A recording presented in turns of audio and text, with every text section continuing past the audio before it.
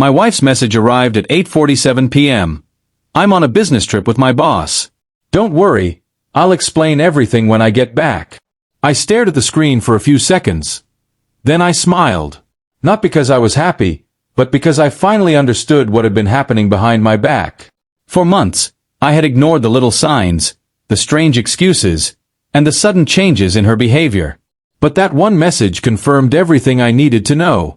Instead of calling her and starting a fight, I made one simple phone call. I called the person she least expected me to contact, her boss. 10 minutes later, my phone rang again. This time, my wife wasn't confident anymore.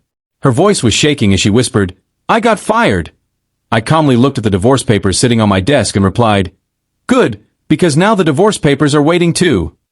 My name is Daniel, and that night changed everything I thought I knew about my marriage. For 8 years, I believed my wife Rachel and I had built a strong relationship. We had gone through difficult times together, celebrated victories, and created memories that I thought would last forever. I wasn't the kind of husband who believed marriage was always easy. I knew every couple faced problems. But I also believed that honesty was the one thing that could never be compromised. Rachel worked for a successful company, and her boss Mark was someone she mentioned often. At first, I never thought anything of it. People talk about their coworkers all the time. I trusted my wife. However, slowly things began to change. Rachel started staying late at work more frequently. She became protective of her phone and would quickly close conversations whenever I entered the room. Whenever I asked if something was wrong, she would smile and say, "Daniel, you worry too much." I wanted to believe her. I wanted to believe my instincts were wrong. But deep down, I felt like I was losing the person I loved. The biggest change happened a few weeks before the business trip. Rachel suddenly became excited about a work opportunity that required traveling. She told me she would be attending important meetings with Mark and that it could help her career. Normally, I would have supported her completely.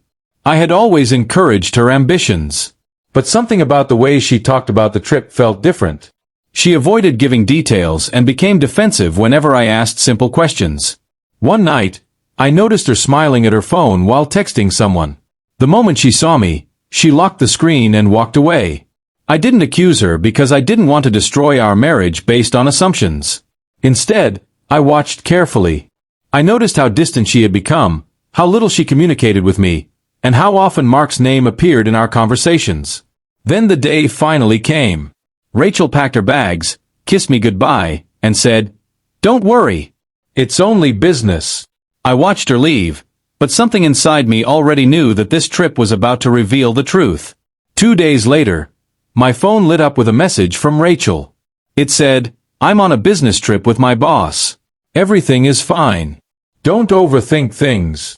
I read those words again and again. The strange part wasn't the trip.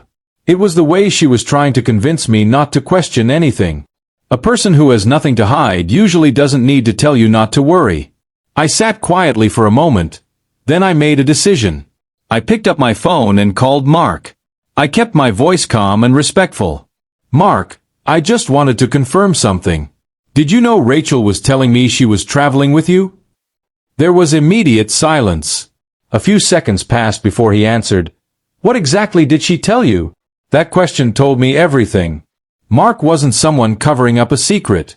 He sounded genuinely surprised. He explained that he had no idea Rachel was presenting the trip that way.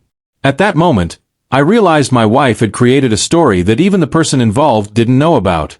After ending the call with Mark, I sat there staring at my phone, feeling a strange mixture of sadness and relief. Sadness because the person I trusted most had been hiding things from me. Relief because I finally stopped questioning my own instincts. For months, Rachel had made me feel like I was imagining problems. She told me I was overthinking. She told me I was being insecure. But now I knew the truth was not in my imagination. Mark explained that the company had strict rules about professional conduct, and he needed to report what happened because Rachel had used his name and the company's reputation without permission. I understood his position. He wasn't trying to destroy her life. He was protecting his own. The next morning, my phone rang. It was Rachel. The confident woman who left our home was gone. Her voice was filled with panic. "Daniel, "I got fired," she said while crying. I stayed silent for a moment before calmly replying, "Good, because now you need to face the consequences of your choices." Rachel immediately started asking how I could let this happen. She blamed me for contacting Mark and said I had ruined her career. I listened carefully before answering.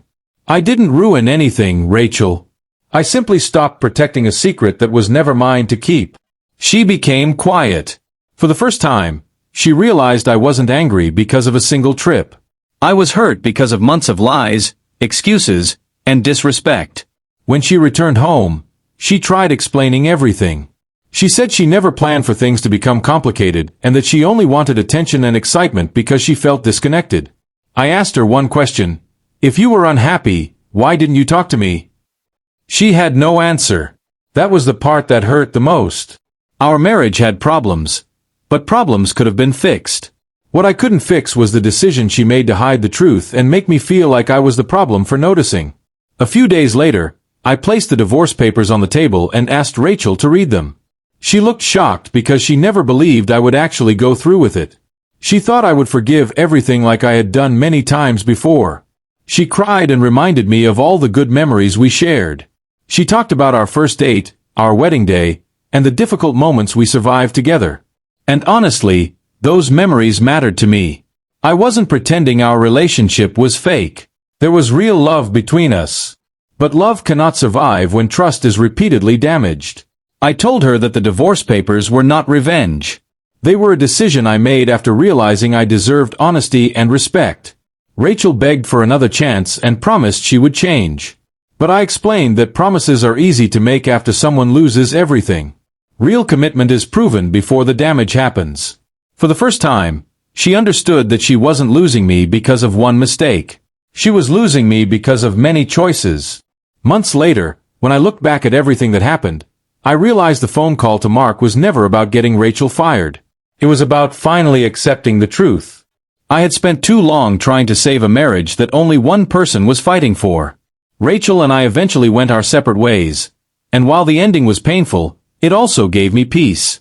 I learned that loving someone does not mean ignoring your own worth. A healthy relationship requires honesty, loyalty, and respect from both people. Without those things, even years of memories can slowly disappear. Rachel once believed I would always wait for her, no matter what she did. She believed my love meant I would tolerate anything. But she learned a difficult lesson. Sometimes the person who loves you the most is also the person who finally knows when to walk away. That night, I didn't lose my marriage. I lost the illusion of what I thought my marriage was. And sometimes, accepting the truth is the first step toward finding peace.